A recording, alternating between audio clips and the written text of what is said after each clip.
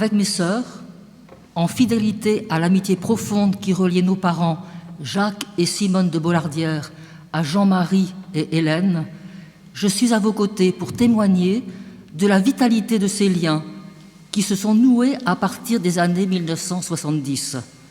Que d'aventures partagées, que de discussions passionnées ou animées ont animé notre maison familiale du Vieux-Talouette.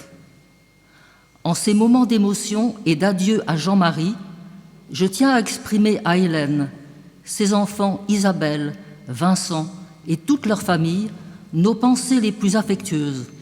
Que l'amour de Jean-Marie vous porte et allège votre peine.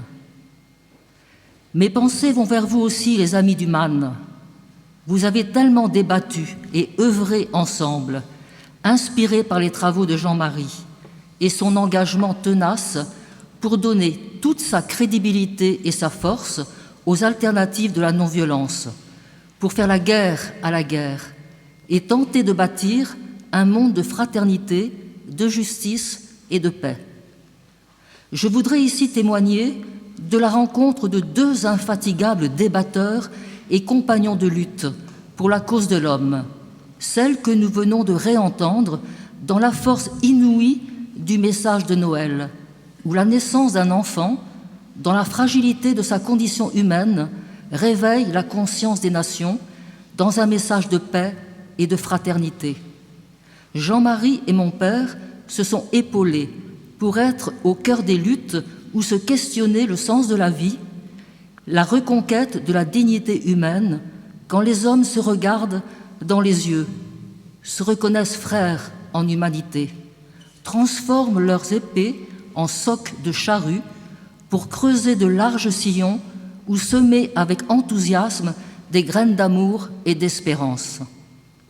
Le philosophe et le soldat, forts de leur parcours de vie singulier, se sont élevés, chacun à leur manière, en rupture contre le conformisme de la violence et de la guerre. Jean-Marie, après avoir fait son service militaire comme officier en Algérie, renvoya son livret militaire pour revendiquer l'objection de conscience. Le procès fit grand bruit, précurseur de l'art que saura déployer Jean-Marie dans l'utilisation de la force des symboles pour éveiller les consciences.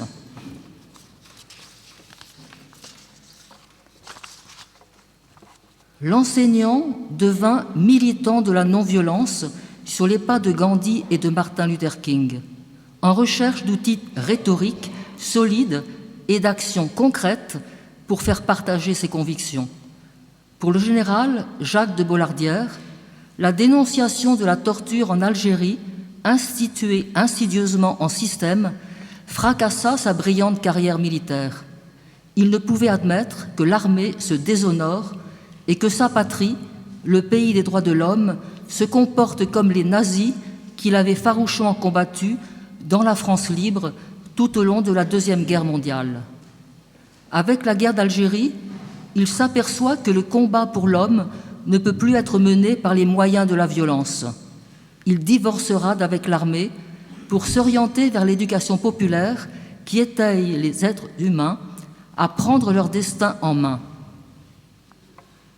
Compagnon de la libération, il élargit alors le champ de ses combats pour la cause de l'homme, dans sa dignité imprescriptible. Il se cassait la tête à la recherche de nouvelles voies. Maman était en accord profond avec tous les combats de son mari. Elle se passionnait pour Gandhi et Martin Luther King. Elle avait plaisir à rappeler que c'est elle qui avait proposé à Jacques d'aller écouter une conférence sur la non-violence, proposée par un certain Jean-Marie Muller à Lorient en octobre 1970. Ce fut une rencontre fondatrice.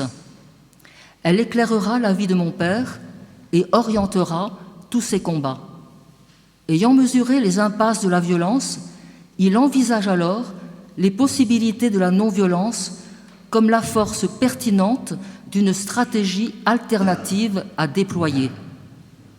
La non-violence active devint pour mes parents leur stratégie de lutte au nom des valeurs qui depuis toujours fondaient leur intégrité.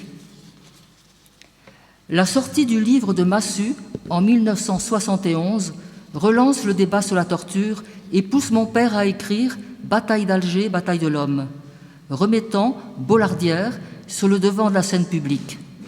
Sollicité à s'exprimer dans de nombreuses interviews, il prend position pour la première fois en faveur de la non-violence, comme étant précisément la réponse à la question qu'il avait lui-même posée par son refus de la torture en 1957. C'est ainsi que se noue un compagnonnage fructueux et une solide amitié entre Jean-Marie et mon père.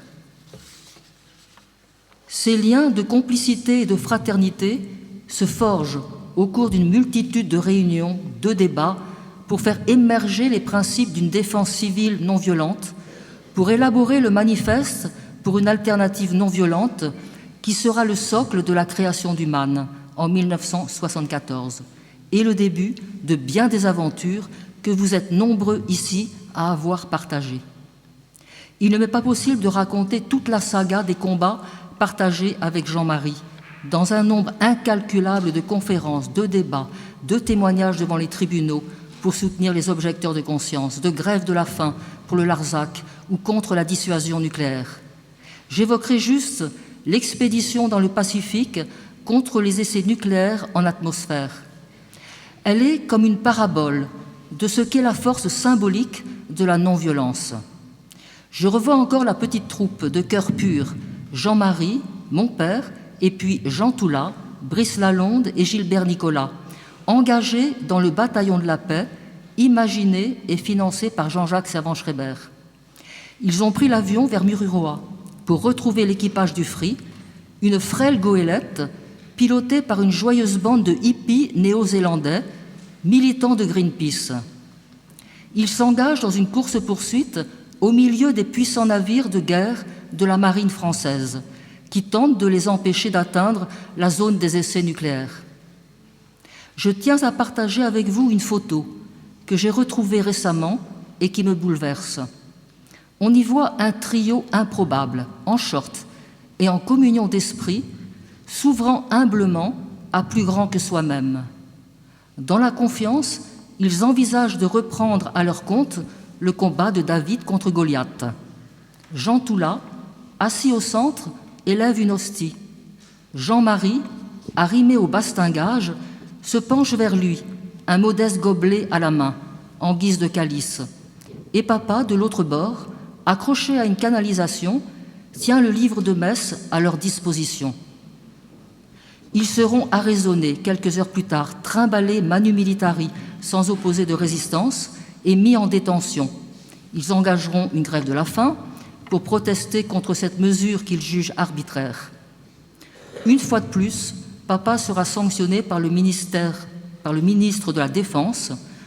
En réponse, il renverra sa plaque de grand officier de la Légion d'honneur. Bref, ce fut un grand barouf. Repris par les médias, alertant ainsi magnifiquement l'opinion publique. Les essais nucléaires en atmosphère cesseront, puis cesseront.